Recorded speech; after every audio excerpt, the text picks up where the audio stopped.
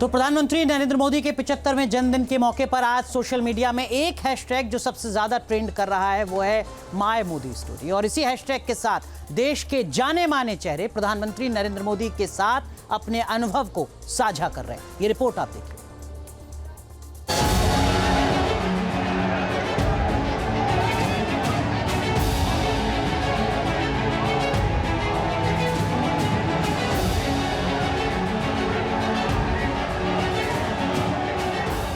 PM Modi का 75वां जन्मदिन सिर्फ एक तारीख नहीं है बल्कि एक प्रेरणा का प्रतीक है। सोशल मीडिया पर माय मोदी स्टोरी हैशटैग के साथ सैकड़ों हजार पोस्ट आ चुके हैं, जिनमें बीजेपी नेताओं और मुख्यमंत्रियों ने पीएम से जुड़े उन यादगार पलों को साझा किया है जो प्रधानमंत्री नरेंद्र मोदी की सादगी, संवेदनशीलता और दूरदृष्टि से जुड़ी है। केंद्रीय गृह मंत्री अमित शाह भी इसी फहरिस्त में शुमार हैं, जिन्होंने अपनी राजकोट यात्रा का एक दिलचस्प किस्सा साझा किया।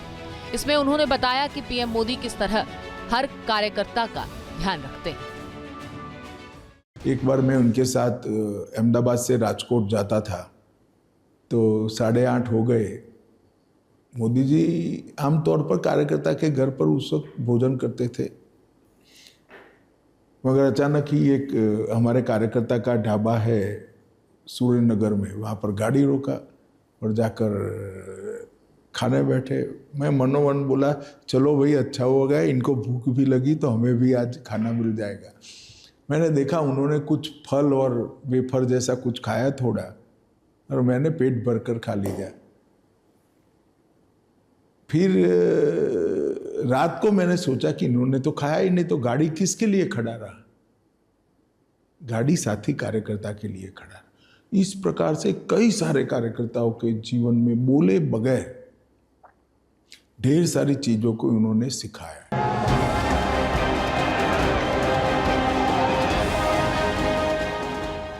उत्तराखंड के सीएम पुष्कर सिंह धामी ने भी प्रधानमंत्री के साथ उस वाक्य को शेयर किया जब वो रात को 1 बजे अपने संसदीय क्षेत्र वाराणसी में विकास कार्यों की समीक्षा करने सड़कों पर निकले थे। उस रात क्रूज पर गंगा नदी में मुख्यमंत्रियों की बैठक हो रही थी। रात 1:45 बजे ये बैठक खत्म हुई और जैसे ही लोग वहां से जाने के लिए तैयार हुए, प्रधानमंत्री ने कहा कि उन्हें एक और कार्यक्रम में जाना है। रात में बहुत असमंजस में पड़ा। थोड़ी देर के लिए मैंने सोचा कि रात में 1 बजे अब कौन सा कार्यक्रम बचा है उनका। तो मैं उनसे एक बार मेरा मन में हुआ कि मैं पूछूं उनसे कि सर आपका कौन सा कार्यक्रम बचा है अभी। तो इतनी देर में वो खुद ही बोल पड़े कि यहाँ बनारस में जो बहुत सारे विकास के काम हैं, प्रोजेक्ट चल रहे हैं, उन प्रोजेक्टों को मैं देखने जाता हूँ। पहले दिन में जाता था तो लोगों को परेशानी होती थी, जाम लग जाता था, धूल उड़ती थी, लोग जाम में फंसते थे। तो मैंने तय किया है कि मैं सारे काम खत्म करने के बाद, सारे कार्यक्रमों को खत्म करने के बाद रात को मैं सारे उन विकास के कामों को देखने जाता हूँ, उन प्रोजेक्टों को देखने जाता हूँ।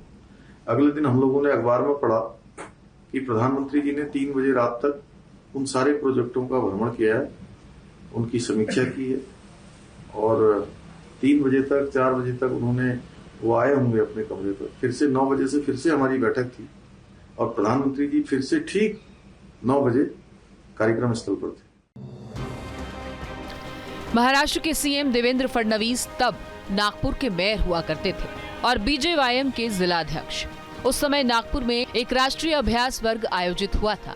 उस अभ्यास वर्ग में संघ नेताओं के साथ साथ बीजेपी के कई नेता पहुंचे हुए थे। तब नरेंद्र मोदी गुजरात के सीएम हुआ करते थे। इस कार्यक्रम का आयोजन रेशम बाग में हुआ था, जिसकी जिम्मेदारी देवेंद्र फडणवीस के कंधे पर थी। फडणवीस ने नेताओं के लिए रहने का इंतजाम रेशम बाग और बाहर के गेस्ट हाउस में किया था।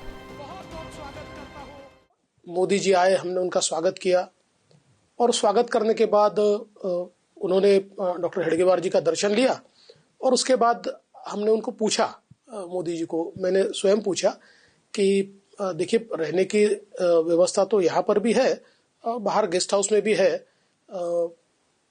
मैं ऐसा मानता था क्योंकि उस समय जितने नेता आए थे वो सारे बाहर गेस्ट हाउस में रहने को चले गए थे, तो इसलिए मैंने पूछा था। तो मोदी जी ने अपने अंदाज में कहा हम तो भाई यही रहेंगे।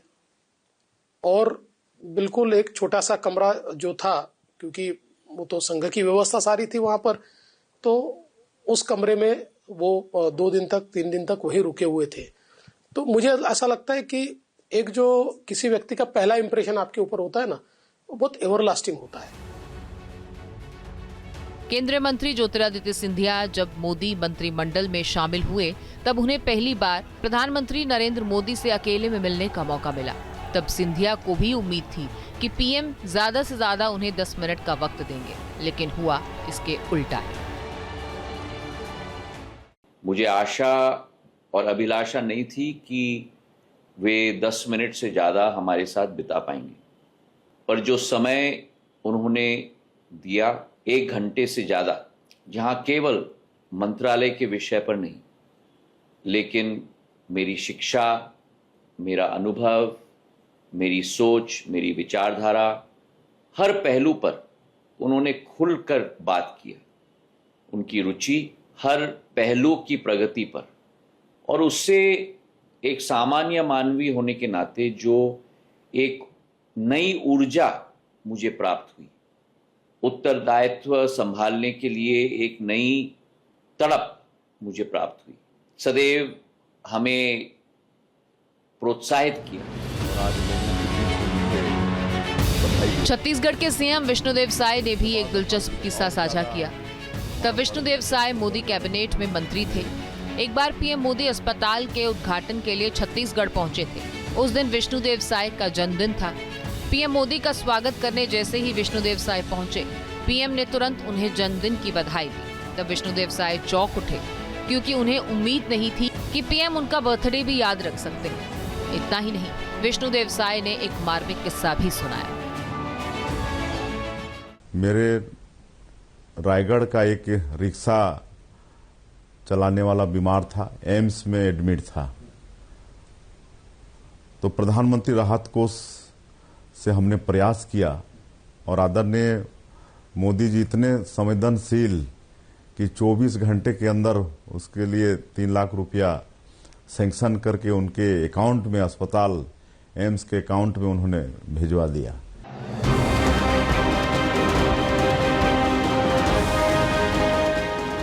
मोदी जी की सादगी, अनुशासन और संवेदनशीलता के कायल सिर्फ बड़े नेता ही नहीं हैं, बल्कि साधारण कार्यकर्ता भी हैं।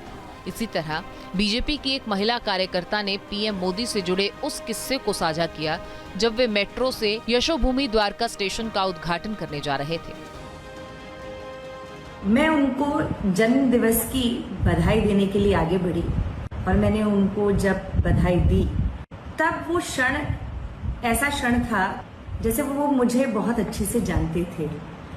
जब उनसे मेरी संक्षेप में 2 मिनट की मुलाकात रही होगी तो अब मुझे ये समझ में आया कि एक छोटा सा कार्यकर्ता भी और हर एक व्यक्ति के ऊपर किस प्रकार से उनकी जो कार्यशैली है, उनकी कार्यकर्ताओं की जो पहचान है, उनकी जो खूबियां हैं, उसके बारे में वो बड़ी विस्तार से जैसे जानते थे।